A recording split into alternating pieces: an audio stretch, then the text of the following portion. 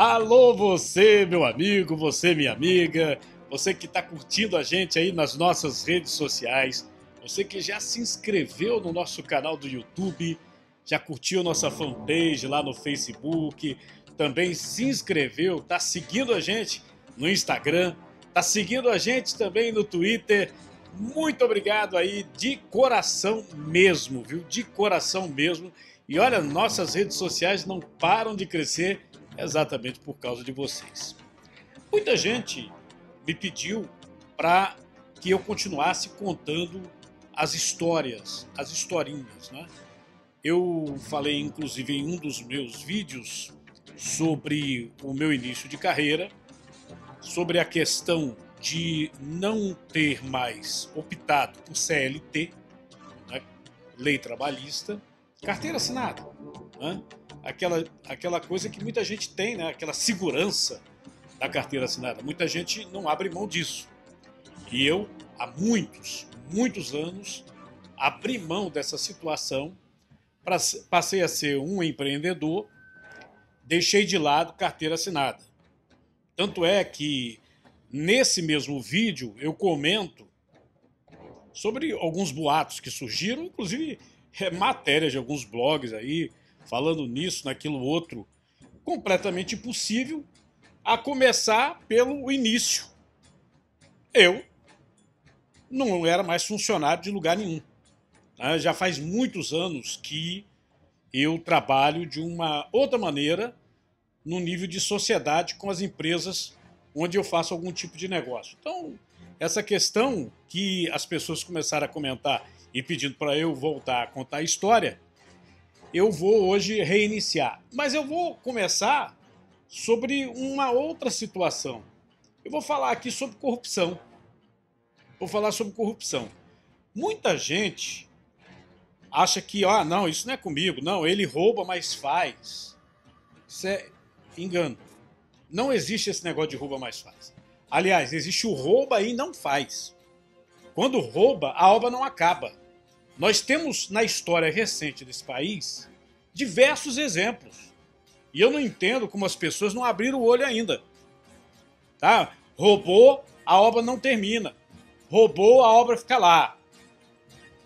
É uma tristeza, é uma desgraça. Eu sou Josley Cardinô, sou jornalista, sou radialista. Para quem não me conhece, estou vendo aqui de diversos outros estados, inclusive de fora do país, as pessoas se inscrevendo no nosso canal. Eu estou sediado no estado de Pernambuco. Aqui no estado de Pernambuco nós temos diversos exemplos. E um, por exemplo, antigo, uma historinha antiga. A BR-232, a duplicação da BR-232, que foi feita com a venda de uma empresa de energia, a CELP. A empresa de energia foi vendida para se fazer a duplicação da BR-232. A BR era boa, não era ruim, mas a duplicação levou progresso para toda aquela região. Isso eu não tenho a menor dúvida. A intenção foi a melhor possível, mas a roubalheira foi grande. E quando a roubalheira é grande, a intenção pode ser boa, algum tipo de objetivo pode ser atingido, mas depois vem a desgraça. É o caso da BR-232. Hoje, a BR-232 no trecho Recife-Caruaru é exatamente o objeto dessa, na época, uma licitação, né, para a construção da duplicação com dinheiro da CELP. A BR-232 ela está acabada. Está acabada. E o problema é o seguinte: quando o governo do estado, na época, decidiu usar o dinheiro da privatização, da venda da empresa pública, a CELP, cerca de 200 milhões de reais à época, que era muito dinheiro, já faz tempo, viu? Quando resolveu, o objetivo era o seguinte: eu faço a obra, depois o governo federal encampa a obra e me paga. Devolve o dinheiro. Isso aconteceu? Nananina não tinha. E por que não aconteceu? Porque teve corrupção. Denúncias e mais denúncias de corrupção. Inclusive, asfalto que devia ter num determinado circuito 50 centímetros, estava desse tamanho. Por isso que a obra logo foi para o beleléu. E hoje existe uma encruzilhada nessa situação. Então essa história, rouba mais faz, mas depois vem a rebordosa. Faz, mas depois vem a rebordosa. Aí lá vai outra historinha para vocês. Eu estava justamente na BR-232, jampeando as emissoras de rádio. E aí, quando já ultrapassei a situação de Caruaru e observei que ali, depois de Caruaru, as obras para requalificar a rodovia BR-232 continuavam, reasfaltamento mesmo, que não acontece no trecho Recife-Caruaru, porque o governo federal não pode botar o dinheiro que ainda está no TCU, a bronca da roubalheira ainda da venda na Celpa, ainda daquela época. Você vê como é que a situação é difícil, tá? Aí eu tava ouvindo emissora de rádio e daqui a pouco entrou uma. Aí a emissora de rádio de um município lá do interior, município grande, né? Eu não conheço exatamente os fatos, eu não vou dizer o nome do município. Mas eu vi a história. Um vereador disse, olha, eles estão gastando 14 milhões de reais para recapeamento de 99 ruas no município. Tá? O dinheiro seria 99 ruas. Aí ele disse, só que o seguinte, dessas 99 ruas, eu tenho aqui o número, que é quase a metade, já está com calçada. Ou seja, são ruas já calçadas. Então não poderiam ter entrado no projeto. E não é rua que está esburacada. Rua que está calçada e calçada mesmo. E tem rua aqui que entrou no projeto que não é bem nem rua. Tem rua de 30 metros. Rua de 30 metros. Isso no município, um projeto para consertar rua. Você acha que não tem ladrão nesse país? Pelo amor de Deus, é em todo nível. Em todo nível. E aí eu queria, só mudando de assunto, porque eu vou entrar daqui a pouquinho na situação do meio ambiente com vocês. Vocês lembram do projeto de navegabilidade do Rio Capibaribe? Lembram ou não? Pois bem... Ah, mas o rio está navegável? Bom, pelo menos a propaganda era bonita. Você lembra da propaganda? Vou botar para você conferir comigo. As estações terão embarque e desembarque em nível. Serão 3 plataformas flutuantes cobertas e 2 guichês com venda antecipada de bilhetes em cada estação. Haverá lojas na área de circulação, bicicletário e estacionamento para até 50 veículos.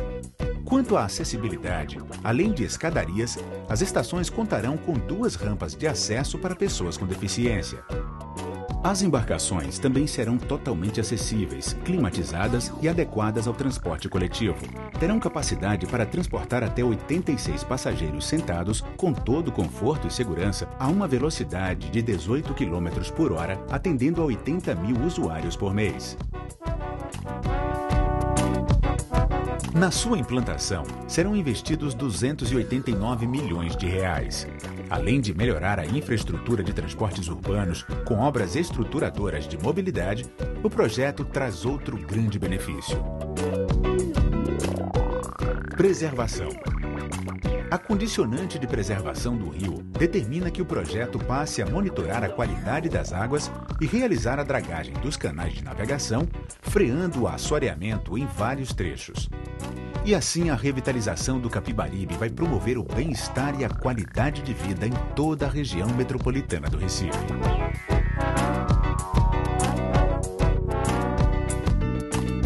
Você já andou num barco desse?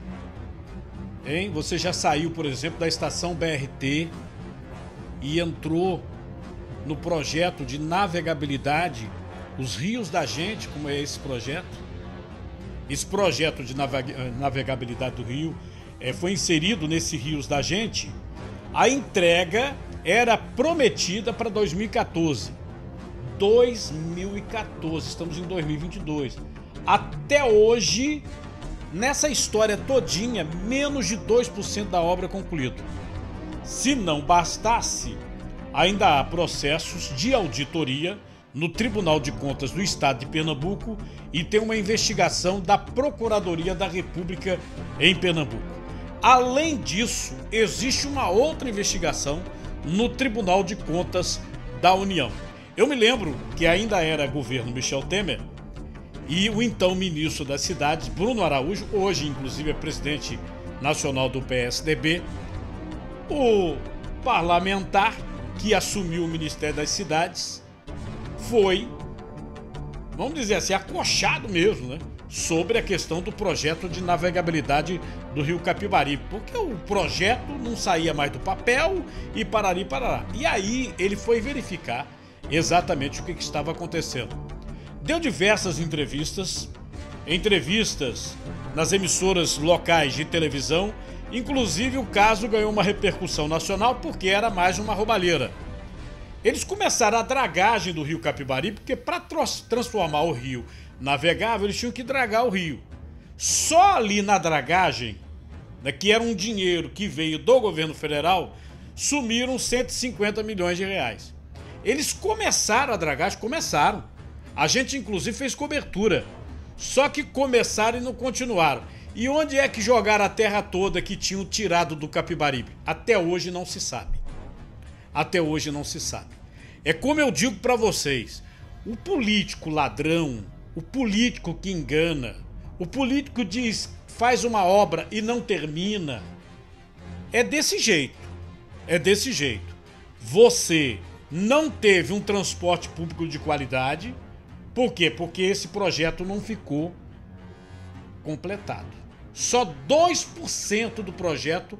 E olha, o que se sabe é que num primeiro momento eram 130 milhões sumidos e o projeto tá lá, encostado. Porque quem é doido de meter mais dinheiro no estado de Pernambuco se o dinheiro sumiu, desapareceu? É coisa muito parecida com a situação da BR-232 que eu mencionei para vocês. É ou não é? Por isso que eu digo, ladrão é ladrão. Ladrão, alma cebosa, meu amigo, é alma cebosa. Não importa que seja um ladrão de botijão de gás ou ladrão do dinheiro público. O problema do ladrão do dinheiro público é que ele faz muito mais mal à população.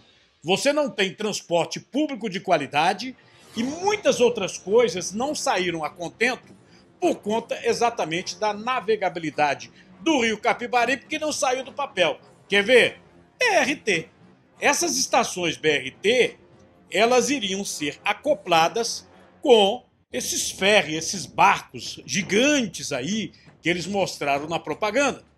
Exatamente para transformar o transporte do recifense, do morador da região metropolitana aqui de Pernambuco, um processo muito melhor. Talvez, inclusive, se isso tivesse acontecido, não haveria tanta contaminação das pessoas de Covid-19 por conta exatamente dessa aglomeração. Não acabar o projeto de navegabilidade, mas não é isso só não. E o BRT? O BRT, muito dinheiro investido. E no bojo disso aí, lembro 2014, a obra terminaria em 2014. Copa do Mundo, tudo esquematizado para a Copa do Mundo. E nada sai do papel. Não saiu BRT, não foi concluído. O estádio que teria shopping, teria escolas, o estádio não foi concluído a contento, virou um elefante branco. Você vê como é que está lá a situação. Virou um elefante branco.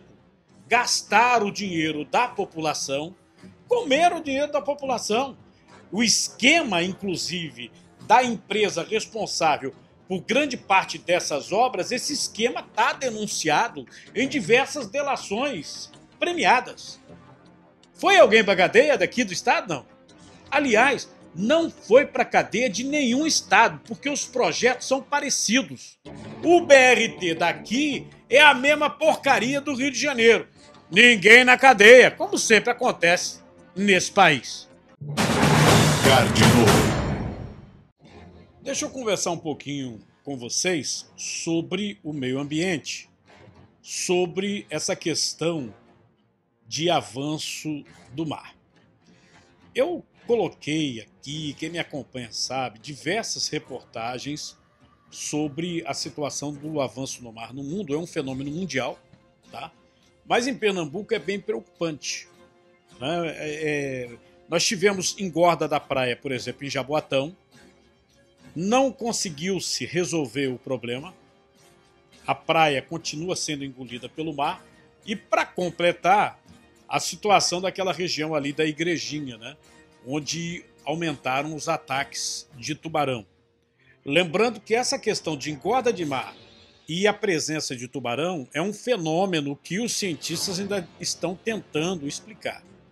Isso tem acontecido. Inclusive, lá na região do Balneário Camboriú, lá no sul do país, houve uma engorda e, ao mesmo tempo, se detectou a presença maior de tubarões. Não houve ataque, né, como em Pernambuco teve, mas é uma situação que a ciência ainda vai ter que explicar. Na questão aqui de Pernambuco, especificamente do avanço do mar, a gente observa praia de Jaboatão, né, a praia de Barra de Jangada, temos aí a situação de Piedade, nós temos a situação de Boa Viagem, inclusive essas imagens são recentes, viu? Imagens recentes de Boa Viagem. Basta subir a maré que a água praticamente ela invade a Avenida Boa Viagem. E isso está realmente preocupando. O dinheiro para se fazer a contenção é muito. Existe uma maneira? Existe. Mas como eu falei para vocês aqui da questão do rio Capibaribe, que é muito parecido. Você tem que tirar a terra, você tem que abrir o buraco dentro do rio para que o barco possa passar. No caso aqui do mar, né, o que eles fazem? A questão da engorda de mar é você pegar areia e jogar mais adiante, você vai formar praticamente um dique. É um manejamento de terra, é um manejamento de areia, tá? Então é bem parecido. E como se contabiliza isso com um bando de político ladrão? Hein? Com gente querendo o dinheiro do partido. Fica difícil, né? Fica difícil. Você tem a situação em Paulista também, que é bem preocupante, que o mar continua avançando em diversos trechos ali, Pau Amarelo, tá? Conceição, são vários os trechos, e isso vai até Itamaracá. A situação, ela não é apenas de Pernambuco, ela é do Brasil. A situação é do Brasil. Para se ter uma ideia, a Paraíba também está enfrentando essa situação, e eu já vou contar uma historinha de 2 terrenos que eu comprei no Rio de Janeiro e o fim deles, tá? Para completar a situação, muito se fala sobre o aquecimento global, mas não se comenta sobre as atividades vulcânicas recentes. Do ano passado para cá, nós tivemos pelo menos 3 atividades vulcânicas que chamaram a atenção.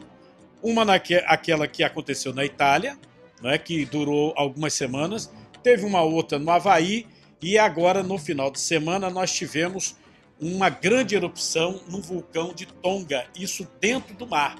O vulcão é submarino.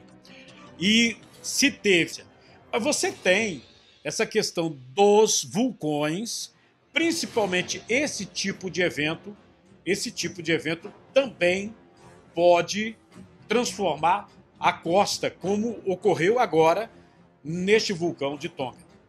E vamos a mais uma historinha que eu prometi para vocês. Eu vou já mostrando essas imagens aí, vai conferindo, porque quando eu comecei a trabalhar, né, eu comecei primeiro numa emissora de rádio. Essa emissora de rádio, ela tinha também uma emissora de televisão, aí eu cheguei a fazer televisão. Depois eu mudei da emissora de rádio para uma outra que tinha uma coligação com um jornal. Aí eu passei a fazer emissora de rádio e escrever para jornal. Tanto é que antes mesmo de terminar minha faculdade, eu terminei minha faculdade, eu fui para a faculdade, terminei de jornalismo, eu já tinha registro DRT de radialista e de jornalista, porque naquela época se permitia, como eu morava num município onde não tinha faculdade propriamente de jornalismo, você tinha essa possibilidade de acesso. É como se você aprendesse na batalha, né? Se fosse um aprendiz no próprio serviço. Eu trabalhei em rádio, televisão e trabalhei também em jornal. Na época, né, o jornal, todo jornal impresso. Hoje existe o jornal que não é mais impresso, né? Você vê como as coisas mudaram. Então é o seguinte, você está vendo essas imagens aí, né? Então por que eu estou mostrando essas imagens? É porque quando eu comecei minha carreira, eu comecei no município de Campos, no estado do Rio de Janeiro.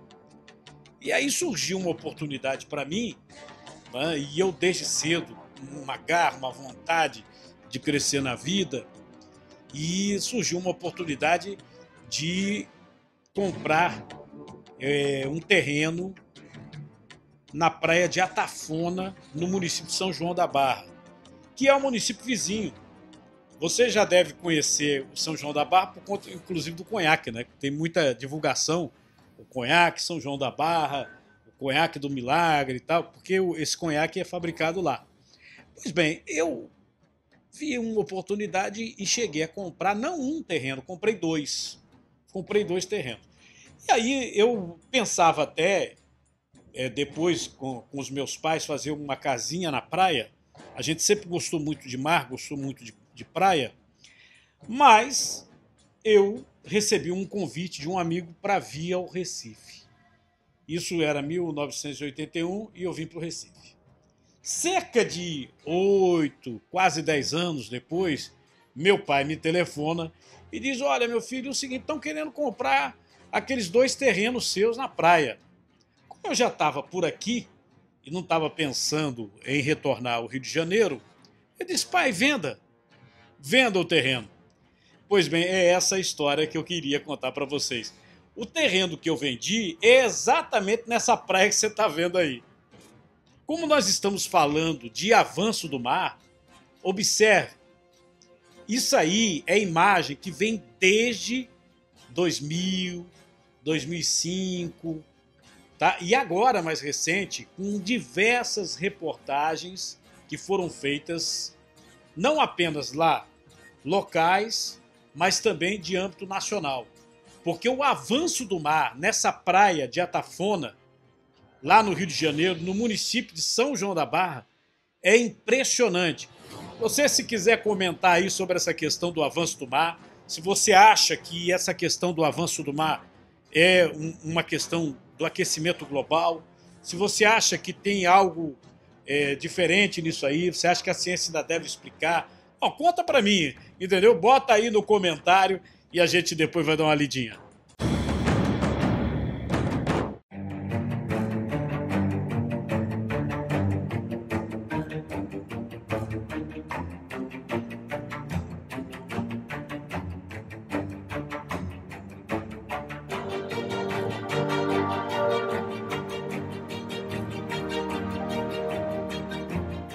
Um dos casos mais comentados é o caso Beatriz, né?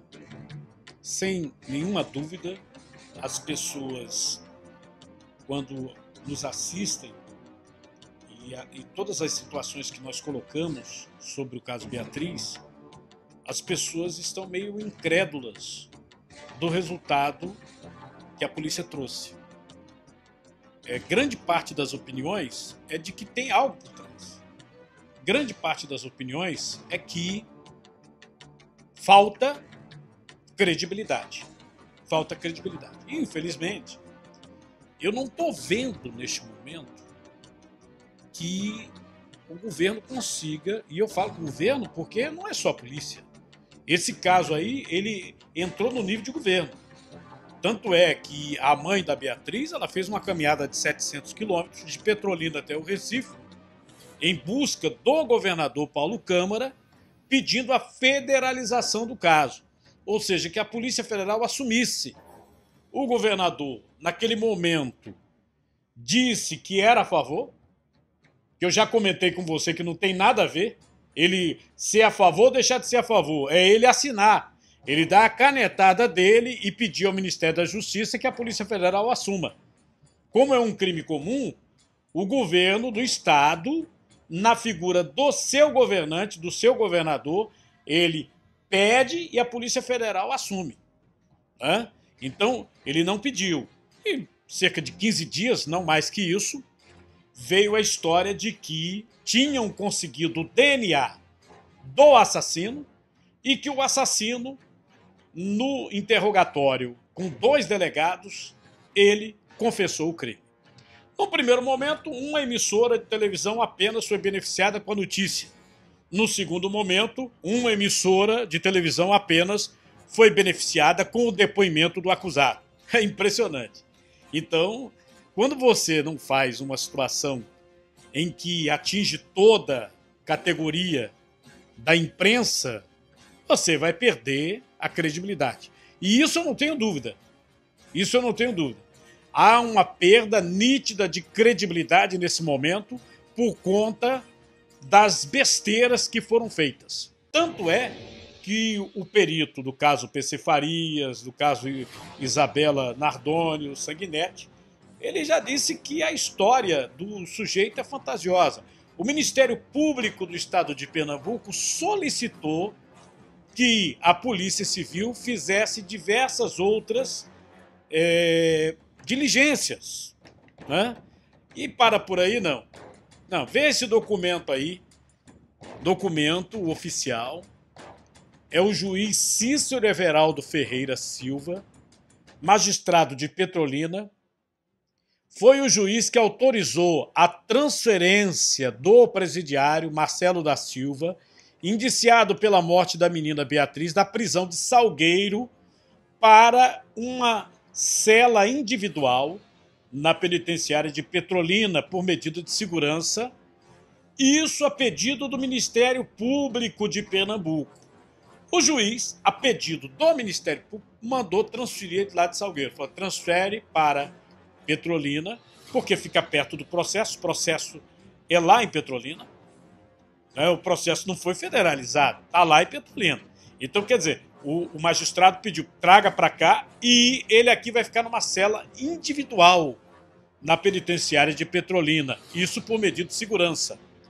Aqui nesse documento que você vai vendo, o juiz está cobrando explicações do governo do Estado para o fato do criminoso ter ido para o cotel. Ele teria ido para um espaço reservado a presos provisórios. Tiraram ele de Salgueiro, botaram no cotel. Sim, mas o juiz não mandou ele ir para Petrolina? A SERES, a Secretaria de Ressocialização, passou por cima do juiz. A decisão do juiz era para o suspeito ficar preso em Petrolina, onde residem os pais de Beatriz, onde está correndo o processo. É uma situação impressionante, né? E na entrevista que a advogada, que já apareceu, uma advogada dele, a advogada dele deu, dizendo que ele está pedindo perdão à mãe. O que você acha? Coloca aí no comentário. E sobre o interrogatório, que só uma emissora teve acesso, a informação da emissora é que no início do interrogatório, em confrontado com as imagens dele na porta do Colégio Auxiliadora, ele inicialmente negou, mas depois reconheceu que é ele que aparece e num primeiro momento ele tentava roubar uma moto, disse que estava sem dinheiro para voltar para casa, por isso que tentou roubar a moto. Só que ele não conseguiu roubar a moto, tá? E aí, por conta de não conseguir roubar a moto, ele não conseguiu fazer a moto pegar, né, ele teria entrado no colégio, ele conseguiu entrar. Ele também disse o seguinte, que são coisas assim bem difíceis de acreditar. Ele disse que não se lembra onde conseguiu a faca, que estava alcoolizado. Num primeiro momento ele confundiu o colégio, ele achou que estava entrando numa igreja. Ele disse que foi barrado num primeiro momento, mas depois ele voltou para beber água, conseguiu entrar. E foi quando ele entrou e foi beber água que se confrontou com Beatriz perto do bebedouro. Esse bebedouro ficava perto do depósito, exatamente onde o corpo da menina foi encontrado. Aí é o seguinte, ele no depoimento diz que ela percebeu que ele estava com uma faca. Ele diz que gritou para a menina para ela calar a boca. E ele, com medo que ela corresse, mandou ela entrar, dizendo, entra aí. Botou ela para dentro do quarto disse para ela ficar caladinha, para não sair, tá? Quietinha. Só que ele diz que ela começou a gritar. Foi aí que ele cometeu o crime. Que ele ficou com medo de descobrirem e por isso que a atacou. Você acha que foi assim? Você acha que foi assim? Primeiro, o tal local, né, é um local onde os garotinhos que a mãe da Beatriz diz que são cheios do dinheiro, né, são estudantes, colocaram fogo. Né, não é um local tão fácil de achar. Que deveria estar até isolado, porque teve essa questão do incêndio, teve inquérito da polícia. Né? Bom, por conta do DNA, os pais acreditam que ele possa ser realmente o assassino, mas que há muita coisa que precisa ser respondida. Eu também concordo. Acho que o depoimento dele, né, é uma coisa assim muito estranha. Muito estranha. Né? Ele fala que estava entrando numa igreja, né? Aí foi barrado, e essa pessoa teria visto o estado de embriaguez. Né? Já a família diz que não, ele não poderia nunca ter entrado, ele não tinha convite. Né? Muito esquisito. E se ele tentou entrar duas vezes, uma figura de 1,50 m, 1,55 m, né? Como é que nenhum segurança se lembrou desse sujeito? Nenhum segurança. Inclusive da primeira vez de tê-lo barrado, vê? Hã? Essa outra história que eu coloquei aqui para vocês, ó. Ela disse, você tá com uma faca. Aí eu gritei, cala a boca. Aí eu, com medo de ela correr, disse, entra aí. Aí botei ela para dentro do quarto. Eu disse, fique caladinha. Não saia. Não enquanto eu não for embora. Eu já estou indo embora. Fique quietinha. Aí ele fala que o que ocorreu foi que ela começou a gritar. Esse grifo que eu estou dando aqui para você é exatamente o depoimento dele. Exatamente o depoimento dele. O que você acha? O que você acha? Né? Apenas para terminar esse assunto, estava vendo uma entrevista dos pais hoje, lá em Petrolina, e os pais da Beatriz ainda querem a federalização, ou seja, querem que a Polícia Federal assuma o caso. E você aí, não se esqueça de curtir nossos canais de comunicação. No caso do YouTube, né, você se inscreve aí, né?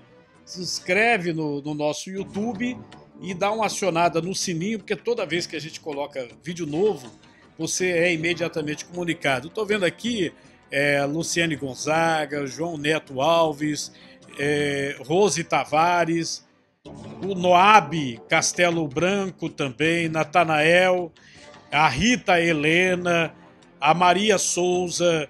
É muita gente aqui, né? Paulo Roberto, Oswaldo Onofre, Júnior Martins. Muito obrigado aí a todos vocês.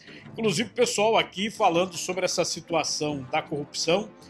Mandando aqui o Júnior também, ó, faz um canal com os cortes aqui da sua programação. Eu já pensei nisso, mas a gente vai evoluir, né? Vai evoluir. Sobre ladrão do dinheiro público, estão perguntando aqui para mim, vocês estão me provocando, hein? O que eu digo sobre ladrão de dinheiro público? Bom, o ladrão do dinheiro público, meu amigo, você, minha amiga, não tem diferença nenhuma do ladrão comum, já falei isso várias vezes. Vagabundo continua sendo vagabundo. Alma cebosa, minha querida, meu querido, é alma cebosa. Ladrão é ladrão, não tem diferença não. Ladrão não é bandido? É bandido. Roubou, então é ladrão. É isso que eu acredito. Não deixa de curtir. Muito obrigado. Um bom dia para todos.